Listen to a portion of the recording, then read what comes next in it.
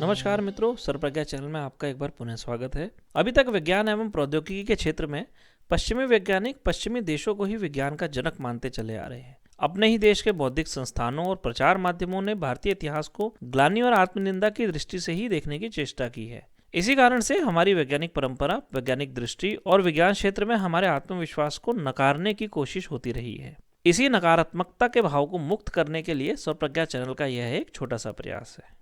मित्रों, मनोज कुमार के प्रसिद्ध गीत है प्रीत जहां की रीत सदा में शुरू में एक लाइन आती है कि जब जीरो दिया मेरे भारत ने, दुनिया को तब गिनती आई। यह प्रसिद्ध पंक्ति हमारे ऋषि मुनियों और गणितज्ञों की खोज, ज्ञान और बुद्धिमत्ता को दर्शाती है।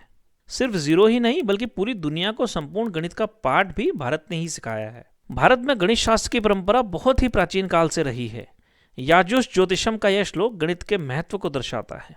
इस श्लोक का अर्थ है, जैसे मोर में शिखा और नागों में मणि सबसे ऊपर रहती है, उसी प्रकार वेदांग और शास्त्रों में गणित सर्वोच्च स्थान पर स्थित है। इसके अलावा ईशावास्योपनिषद के इस मंत्र में अत्यंत ही महत्वपूर्ण गणित के संकेत छिपे हैं, जो समग्र गणित शास्त्र का आधार बना। इस मंत्र के अनुसार सब कुछ पूर्ण है, यह भी पूर्ण है, वह भी पूर्ण है। पूर्ण से ही पूर्ण की उत्पत्ति होती है। जब हम शून्य में शून्य को जोड़ते हैं या घटाते हैं, फिर भी वह शून्य रहता है, और यही बात अनंतता को भी दर्शाती है।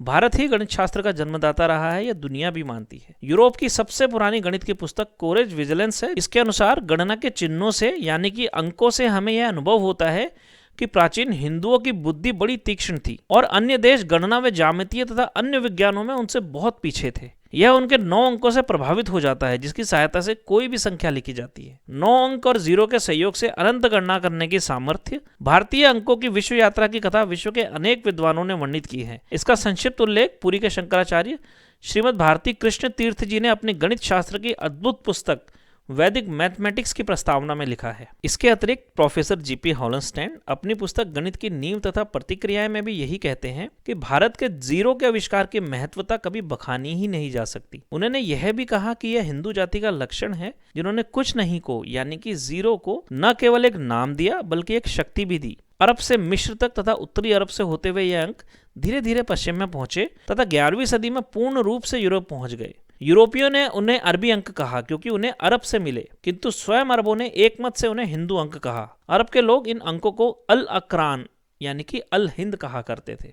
भारत के अंक अरब तक कैसे पहुंचे, इसकी व्याख्या प्रोफेसर ग्रीन्सवर्ग ने new light on our numericals नामक पुस्तक में किया है। उनका कहना है कि लगभग 770 ईस्वी सदी में उज्जैन के हिंदू विद्वान कंक को बगदाद के प्रसिद्ध दरबार में अब्बास सईद खलीफा अल मंसूर ने आमंत्रित किया था। इस तरह हिंदू अंक पद्धति अरब पहुंची। कंक ने हिंदू ज्योतिष विज्ञान तथा गणित भी अरबी विद्वानों को पढ़ाई। कंक की सहायता से उन्होंने ब्रह्मगुप्त के ब्रह्मस्फुट सिद्धांत का अरबी में अनुवाद भी किया। इसके अलावा विश्व के अनेक विद्वानों तथा गणित शास्त्रों ने गणित के ज्यादातर सूत्रों की खोज का स्रोत भारत को ही बताया है और यह कहा है कि भारत से ही गणित पूरे विश्व में फैला। मित्रों, गणित के ज्यादातर सूत्र जो आज हम अपनी गणित की पुस्तकों में पढ़ते हैं, उसका स्रोत कहीं ना कहीं भारत ही रहा है। परंतु आज के आधुनिक युग में हमने ऐसे कई प्रणालियों को सहज भाव से ही पाश्चात्य जगत का समझ लिया है, जो कि सत्य नहीं है। अगर हम दशमलव और अंक गणित प्रणाली की बात करें तो इसका विवेचन हमें यजुर्वेद में मिलता है। यजुर्वेद में दिए गए इस श्लोक के अनुसार अंकों को 1 से लेकर 12 तक के क्रम दिए गए हैं। संस्कृत और हिंदी में 1 कहा जाता है, जबकि अरबी और ग्रीक में वही चीज बदलकर 1 और 0 कहा जाता है। अरबी में इसे शिपर कहते हैं और ग्रीक में जफर। इसी तरह अंग्रेजी में 0 कहा जाता है। गणना की दृष्टि से प्राचीन ग्रीकों को ज्ञात सबसे बड़ी संख्या मेरिडियन थी, जिसका माप 10 की पावर 4 था, यानी कि 10,000। रोमन लोगों को ज्ञात सबसे बड़ी संख्या 10 की पावर 3 यानी कि 1000 थी, जबकि भारतवर्ष में कई प्रकार की गणना प्रचलन में थी। यजुर्वेद संहिता के 17वें अध्याय के दूसरे मंत्र में 10 से गुणा होने वाले 12 संख्याओं का उल्लेख आता है, जो कि 1, दशम, शत, सहस्त्र, अयुत, नियुत, प्रयुत, अर्बुद, निर्भुत, समुद्र, मध्य, अंत और परार्ध होते हैं। इस प्रकार परार्ध का अर्थ होता था 10 की पावर 12 यानी कि 10 खरब। इसके अतिरिक्त ललित विस्तार नामक बौद्ध ग्रंथ में गणितज्ञ अर्जुन तथा बोधिसत्व का वार्तालाप है, जिसमें वह पूछते हैं कि 1 कोटि के बाद की संख्या कौन सी है। इसके उत्तर में बोधिसत्व कोटि यानी कि 10 की पावर 7 के आगे की 100 गुणों की संख्या का वर्णन करते हैं और यह संख्या आयुक्त, न्यूज, कंकर विवर से लेकर तलक्षणा तक जाती है। तलक्षणा का मान 10 की पावर 43 है। इतना ही नहीं, जैन ग्रंथ अनयोग द्वार में भी संख्या के 10 की पावर 140 तक का वर्णन आता है। इन सभी संदर्भों से ज्ञात होता है कि जहां एक और पश्चिम जगत मात्र 10,000 से अधिक की संख्या नहीं जानते थे, वहीं भारत में 10 की पावर 140 तक की संख्या का हमारे ग्रंथों में उल्लेख है। इन सभी अंकों की विवेचना विभूति भूषण दत्त और अवधेश नारायण सिंह के द्वारा लिखी गई पुस्तक हिंदू गणित शास्त्र का इतिहास में आपको विस्तार से मिल जाएगी। हमारे भारतवर्ष में आर्यभट्ट, भास्कराचार्य, श्रीधर और भी अनेक गणितज्ञ हुए। उनमें से भास्कराचार्य जी ने सन 1140 ईस्वी में सिद्धांत शिरोमणि नामक ग्रंथ लिखा था। इस ग्रंथ के 4 भाग हैं: लीलावती, बीजगणित, गोलाध्याय और ग्रह गणित। भास्कराचार्य जी ने लीलावती में कहा है कि वृद्धि और हास्य यानी कि जोड़ना और घटाना, इन्हीं 2 क्रियाओं में संपूर्ण गणित शास्त्र व्याप्त है। आजकल के विद्यालयों में गणित को एक विषय के रूप में पढ़ाया जाता है, परंतु भास्कराचार्य का ग्रंथ लीलावती में गणित को आनंद और मनोरंजन और जिज्ञासा के साथ पढ़ाया जाता था। अगर हम बीजगणित की बात करें तो भारतवर्ष में पूर्व काल में स्तवम, बोधायन, कात्यायन तथा बाद में ब्रह्मगुप्त और भास्कराचार्य आदि गणितज्ञों ने इस पर खूब काम किया है। ब्रह्मगुप्त ने भी अनेक समीकरणों की खोज की। इन समीकरणों को ब्रह्मगुप्त ने एक वर्ण, अनेक वर्ण, मध्यमाहरण और मापित से नामांकित किया। भारत के 4वीं शताब्दी के एक अन्य ग्रंथ सूर्य सिद्धांत में भी रेखा गणित के विभिन्न सूत्रों के बारे में विस्तार से बताया गया है। इसी ग्रंथ की वजह से यूरोप को कोलंबियस द्वारा 16वीं शताब्दी में इसका ज्ञान हुआ।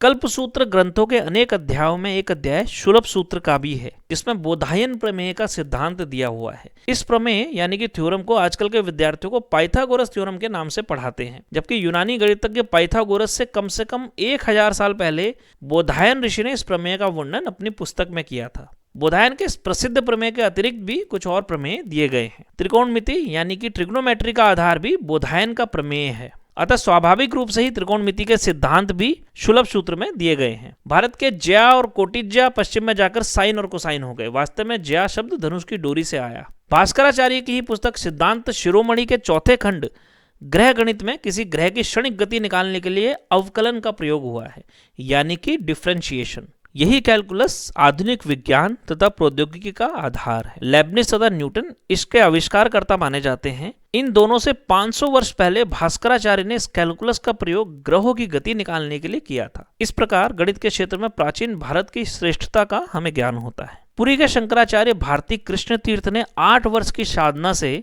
एक नवीन गणितज्ञ पद्धति खोजी।